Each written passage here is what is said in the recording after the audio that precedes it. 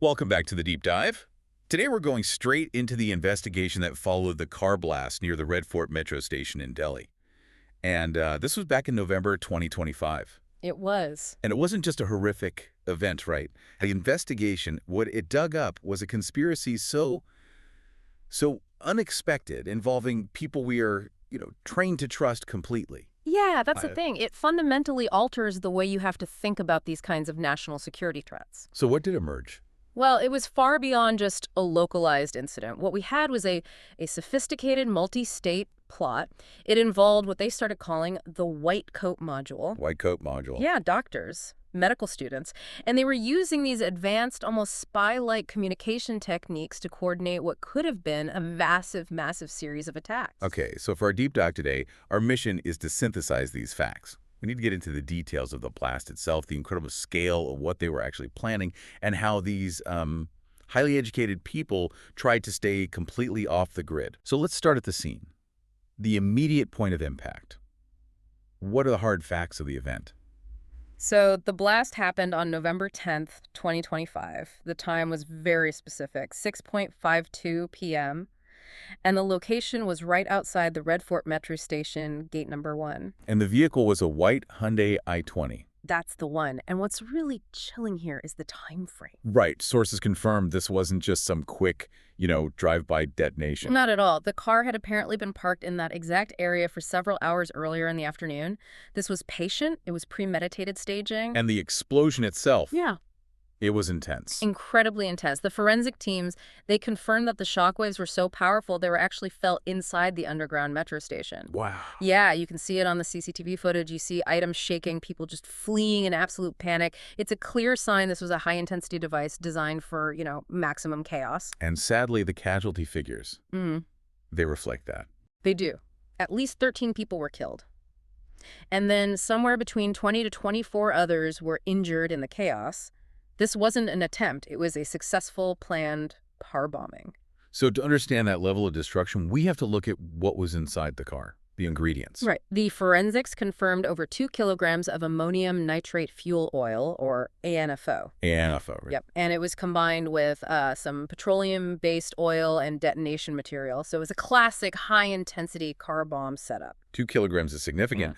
But what's interesting, or maybe terrifying about ANFO, is that ammonium nitrate it's just fertilizer, right? That is the critical point. So if the explosive is based on such a common material, what does that tell you about the knowledge you need to turn fertilizer into that? It tells you the focus shifts, away from military-grade weapons and onto ingenuity and onto diverting the supply chain. You don't need a weapons lab. You just need chemical literacy and the ability to buy agricultural material in bulk without, raising red flags. Right. Its accessibility is why vigilance has to extend to just common commercial goods. Which leads us directly to the most shocking part of this whole investigation, the who, this so-called white coat module. Yeah. I mean, when investigators started putting the pieces together, the profiles were just utterly unexpected. Because they were from the medical profession. Exactly. Doctors, medical students, and that creates this profound sense of, I guess, societal betrayal.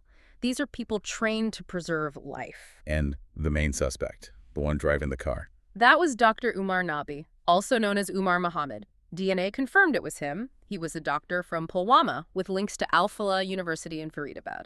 So that DNA hit must have just cracked the whole thing wide open. It did. The investigation after that was swift. It led to arrests, detentions of other doctors, other medical students, all connected to that same university. And they are all over the place. All over New, Faridabad, all the way over in West Bengal. This wasn't a lone wolf. It was an educated, organized network operating across state lines. And the size of the operation they were actually planning. Yeah. It goes way beyond that one blast at the Red Fort. Way beyond. We have to talk about the scale of this alleged 32-car plot. 32 cars. The intelligence revealed that the Red Fort bombing, it was meant to be just the opening act. The plan, allegedly, was to get about 32 old cars, rig them all up in the same way, and then set them off in coordinated attacks across the country. The logistics of that are just staggering.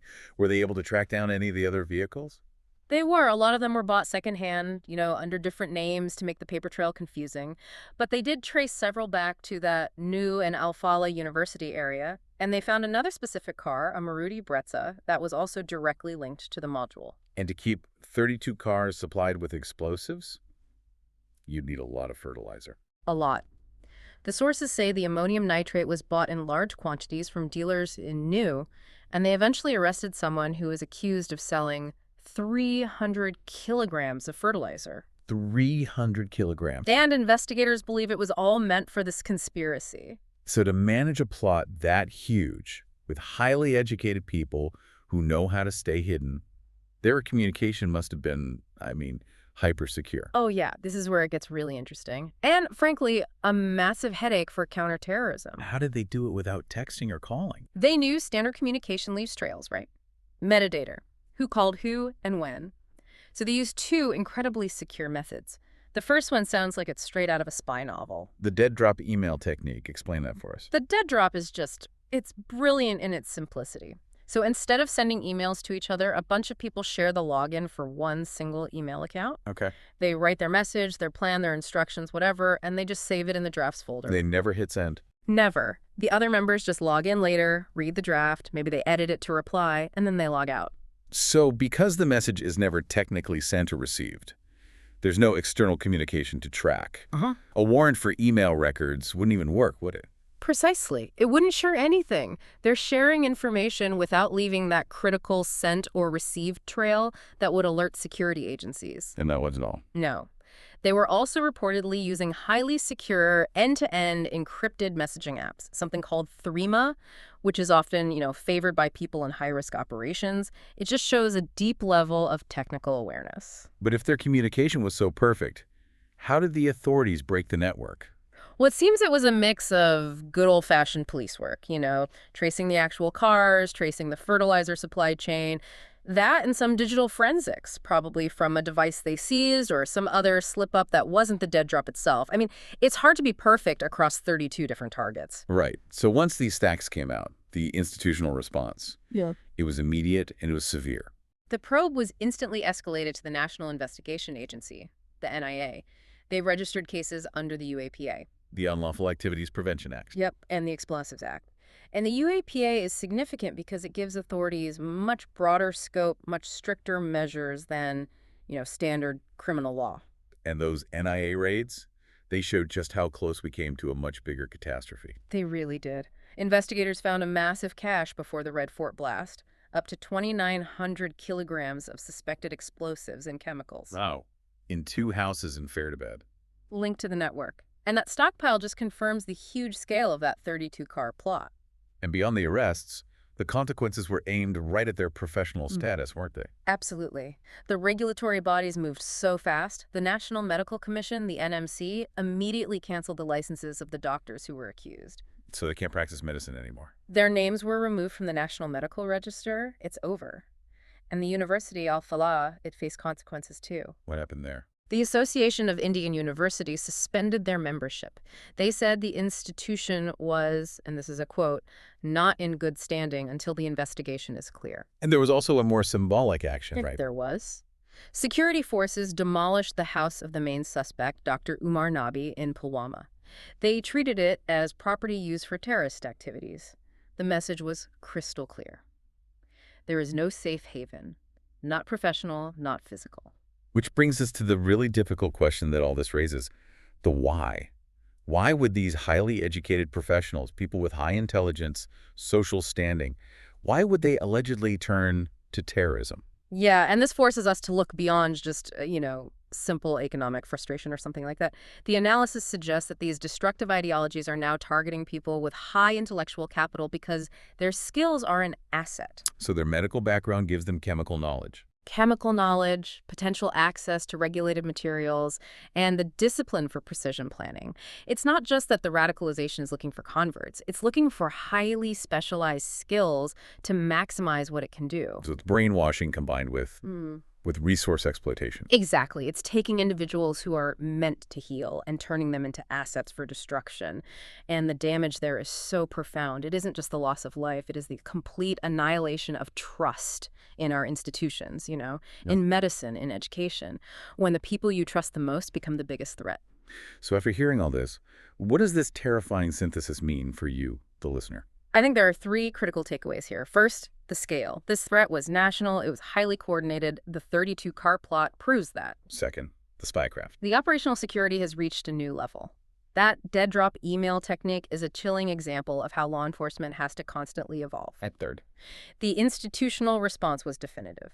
It showed that your professional or academic status offers zero protection from these kinds of charges. the sources really emphasize that for you, the listener, awareness is the primary defense. Pay attention to unusual activity, an unattended car in a strange place. Right. And rely only on official vetted news sources when something like this happens. And this is critical. Avoid letting these plots succeed by fracturing society through prejudice or hate speech. The target is always the conspiracy, not an entire community. The enemy of a free society is always fear and division. Always. The mandate for all of us is to choose awareness, maintain unity, and hold systems accountable. So maybe reflect on this. If these destructive ideologies can successfully infiltrate people with the highest levels of professional training and knowledge, then we have to admit that intelligence doesn't make you immune to radical thought. It absolutely doesn't. The question then becomes, how do we make sure that education serves as a shield against these ideologies, rather than a weapon to be used by them? Stay engaged, stay informed, and never, ever stop analyzing the unexpected details. Thank you for joining us on The Deep Dive. We'll be back soon with another urgent synthesis of the facts.